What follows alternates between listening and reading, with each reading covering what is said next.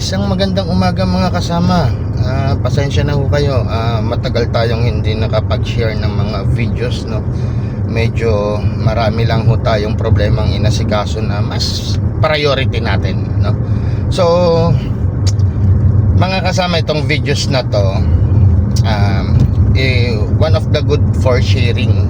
Kaya minambuti ko na gawan to ng isang video profile because may katanungan tayong sasagutin ngayon na talagang sa tingin ko medyo may malaking ambag naman sa lahat.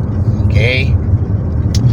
So, may nagtanong kasi sa atin na isang taga-subaybay dyan sa ating channel sa YT, no, na sabi niya, sir, sana mapansin mo bilang eksperyensado ka mo sa larangan ng ating industriya. Ako ay magtatanong, sabi niyang ganon, sa inyong opinion, ano ang pinakamahalagang aspeto para mapaantas natin ang kalidad ng ating mga estudyante sa larangan ng ating kompetisyon? Alam nyo mga kasama, magandang katanungan po yan. Sa akin kasi mga kasama, simula sa pagkabata hanggang sa pagkatanda, iisa lang po ang mga aspetong sinusunod ko na ayon sa akin ay napaka-importante. So, unahin natin sa ating mga alaga bago sa ating mga tauhan, no? Kasi kailangan magkasama yan. Una, sa ating mga estudyante, ang pinaka first thing and most important sa akin is experience. The more na madami silang experience, the more na tumataas ang kanilang ability pagdating sa tinatawag na gameplay.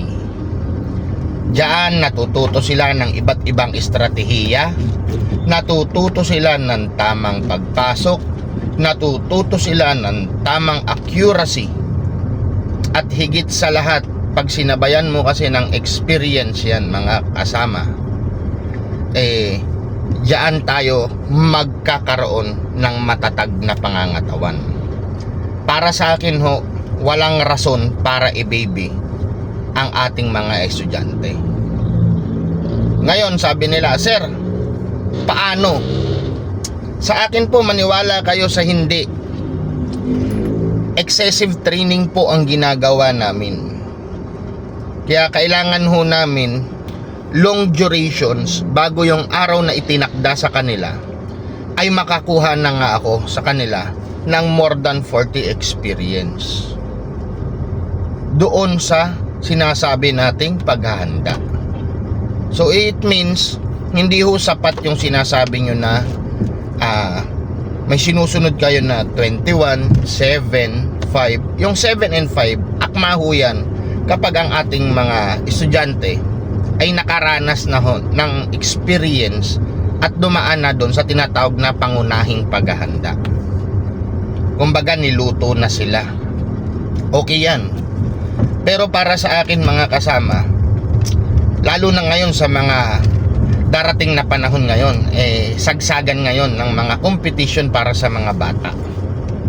So alam naman natin na hindi advisable yung tinatawag na mga pangunahing paghahanda, bagkus ang sa atin ngayon inaakma natin sa tinatawag na talagang ekstremito na paghahanda, o yun talagang solid na tinatawag natin. So para sa akin mga kasama, kailangan ko silang makabuo ng halos 40 experience, hindi bababa doon. Yung sinasabing experience mga kasama, yan po ay yung pakikipagtunggali nila sa kapwa nila. Nandyan yung isang buckle, dalawang buckle. Ngayon, maniwala kayo sa akin mga kasama, sa isang araw po sa akin, Monday to Friday, ginagawa ho namin yan umaga, gabi at madaling araw. Kasama na po dyan yung tinatawag naming dim light method, no? Tatakil natin sa susunod na mga videos yan kung ano ba yung dim light method ko, kasi yun yung susi namin para tumalas ang kanilang paningin, pakiramdam, at the same time matuto sila ng accurate na bato. So yun. So kung sa isang araw meron silang 3, Monday to Friday, tapos pagdating ng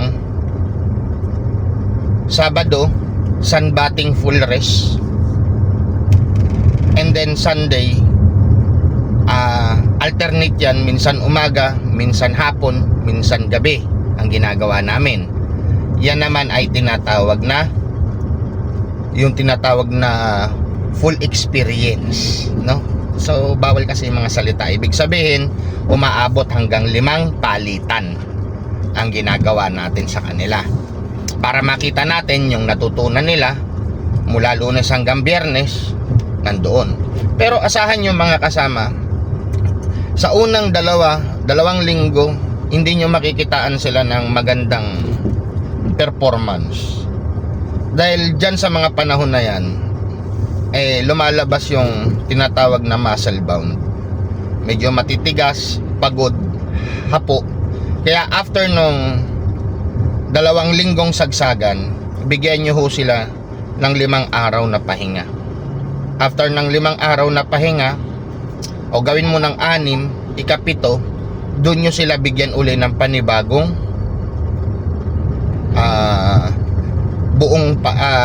yung full experience, no? Doon mo sila bigyan mo sila doon, and then doon makikitaan mo na sila once na nakapagpahinga sila kung ano yung big development. Pero during dun sa 6 days na sinasabi natin o 1 week na resting nila, huwag nyo kakalimutan na mag light stretching. Nandyan yung magpalakad ka, magpailaw ka, no? Mag-massage ka sa kanila. Importante yun eh. So para nang ganon gumanda at lumuwag yung kanilang mga katawan. So yun yung importante sa akin. And then pasok natin uli sila sa panibagong sundot, no? Basta ang goal natin, bilangan nyo sila kung sa 1 linggo meron silang countdown na 5 days, kasi yung full experience na ibibigay natin sa kada 7 araw, hindi counted yun kasi titingnan natin yung development. So sa 10 araw, kung 3 beses yan, kung kagaya sa amin, meron kaming session ng umaga, gabi at madaling araw, so may 3, di ba? May 3. So kung sa 10 araw may 30, may 30 given experience ka na. Single stroke out lang yon, malayo malapit, ganun lang. So kulang ka pa ng 10. So sa amin, kaya sa amin binubuo namin yung tinatawag na 15 days solid workout, kaya 3 linggo. So 2 linggo, pahinga ng 1 linggo, then sundot ng 1 linggo uli, then pahinga na sila for 10 days. Yan 10 days na pahinga nila yan, diyan na magsisink in sa kanila lahat. So importante po yun para sa ating mga alaga, mapabata o mapatanda, ganun din. Kasi minsan ho, sa tagal na nakatenga ang ating mga alaga at hindi natin sila nabibigyan ng tamang eksperyensya, no? Kasi syempre minsan dumadaan sila sa tinatawag na lugon, no? O kaya man talagang matagal na babakante dahil sa dami, yung iba ganun. So kailangan i-refresh mo sila. Parang tao yan eh. Kung ang skilled ko ay electrician, then humawak ako ng ibang trabaho, then after a year babalik ako sa profession ko, kailangan ko mag-refresh kasi maraming pagbabago. So ganun din sa kanila, mga kasama. So once nagawa natin yun, masasabi natin na sa kahandaan na sila. Yan ang unang aspeto ko, yung talagang paghahanda sa kanila. Pangalawa is yung tamang gabay sa pagbibigay ng suplemento, no? Yung suplemento naman na yan, marami na tayong videos niyan. Nagbigay na ako, binaybay ko na kung paano. Review nyo na lang sa mga previous videos ko para hindi na masyadong humaba tong videos na to. Then ang pangalawang aspeto na pinaka-importante sa akin ay dedikasyon ng ating mga tauhan o ng sarili natin. Kasi unang-una, kaya sa amin, key personnel namin, napaka-importante at pinahalagahan namin ho yan. Sila ang susi namin eh. Kasi sila ang may hawak sa ating mga estudyante. Kung sila ay pagal-pagal, tamad-tamad, ano mangyaring development? Wala. 'Di ba? Ganun ho yun. So, syempre, nasa tamang gabay din natin yan. So, kailangan nating gabayan sila ng tama para hindi sila makalimot. Syempre, masasabi nyong doon sa aspeto natin, masasabi nyong anong tawag din eh? Masasabi ninyong tamang gabay, tamang pag-aaruga. Syempre, sa gaya na sabi ko nga sa inyo, meron kaming umaga, gabi, madaling araw. Paano nakakayanan? Ayan po ay may shifting. Kaya nga ho may teamwork na tinatawag. Nagti-teamwork po sila. So it means, isa hanggang 3 ang ating mga pumahandle dyan. Kasama na yung alalay. Then tayo ang most sacrifice kasi kailangan paalalahanan natin na ganito ang gagawin, ganyan, wag kalimutan yung pagbangon nila, importante yon. At syempre, ibigay mo yung kanilang pangangailangan. Kung may sharing sila, wag niyong kalimutan din yan para ganahan sila lalo. Sunod, sa aspeto na yan, yan lumalabas kasi yung paniniwala ko. Ang paniniwala ko, walang bulok na alaga sa tauhang masipag. Kasi mas naniniwala ko na walang bulok na estudyante pero bulok na taga-alaga meron. Yan po ang aking pananaw dito sa industriya na to. Kasi kung ang ating mga estudyante, no, mga kasama, ako'y naniniwala na lahat sila nag-i-improve, natuturuan. Depende po yan sa humahawak kung paano nila tsatsagaan na matuto, no? Ika nga, lahat ng bagay na de-develop natin, walang pinag-iwan ho sa ibon yan. Ang ibon ba na yung mga gaya ng loro, kapag tayo nag-acquired yan ba ay makakapagsalita kung hindi natin sila tsatsagaan? Unang-una, yung paglilinis ng pipita, yung pagpaparinig lagi sa kanila ng mga tunog para maging pamilyar sila, para matutunan nila, para ma-adapt nila. Adaptation po ang tinatawag namin dyan. I believe on adaptation manner. So, yun po ang malaking paniniwala ko, yung adaptation, no? So, siguro sa iba, tataas kilay sa akin, okay lang yun. Magkakaiba tayo ng pananaw. But based on my experience, ito ang pinangahawakan ko. No? Ito ang pinangahawakan ko. Kasi, subok ko na yan eh. Long period tested ko na yan. At yan ang natutunan ko sa akin. Sa tagal kong nagpersonal na nag-alaga talaga, nag-handle talaga.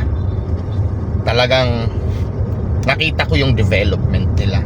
the more na tsinatsagaan sila, the more na nakikita natin yung kanilang tinatawag na improvement. Walang pinag-iwan sa boksingero yan. Kaya nga may amateur, may professional because of the experience, because of the quality they learn. Ganun po yun. Ganyan din po sila. Maniwala po kayo sa akin. Tiyagaan nyo lang ho sila. So, yan yung dalawang most important sa akin dyan sa tanong na yan. Kaya sana may natutunan kayo sa pag-sharing ko ng videos na to. So kung yung iba may mga katanungan na gusto nyong masagot ko ng personally base sa aking eksperyensya, i-comment nyo lang po dito sa aking channel. Kapag nabasa ko po yan, gagawa natin ho yan ng panibagong videos para i-share sa lahat. Ngayon, napangako ko sa inyo, gagawa natin ng paliwanag at videos yung tinatawag kong daylight method, no? Yung dim light method na yan, daylight and dim light method na yan, papaliwanag ko po sa inyo yan. Kaya abangan nyo po dito sa channel ko. Kaya hanggang sa muli po sa mga susunod na mga mahalagang kaalaman base sa ating industriya na binase rin at hango din sa tunay na eksperyensya sa larangan, manatili po kayong sumubaybay dito sa aking channel at asahan nyo wala tayong ibabahagi rito na hindi kapupulutan na magandang idea. Muli po, ito po si Mr. JRB, ang nag-iisang Mr. Natural ng Pilipinas. Magandang umaga po sa inyong lahat.